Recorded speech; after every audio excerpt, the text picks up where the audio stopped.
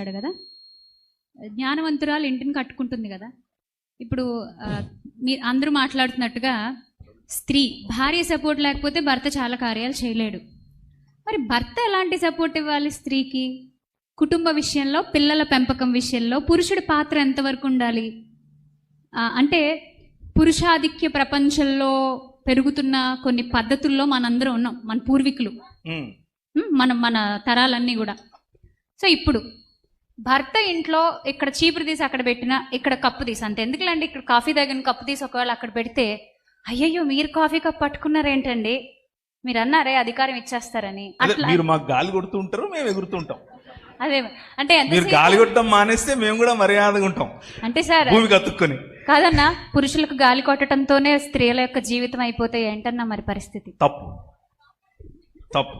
అంటే ఇక్కడ మార్పు రావాల్సింది పురుషుల్లో కాదు, స్త్రీలలో అని చెప్తున్నాను.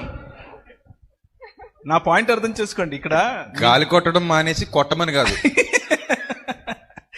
ఏది కొట్టకండి, గాలి కొట్టకండి, మొగుడిని కూడా కొట్టకండి దయచేసి. ఏమ్మా,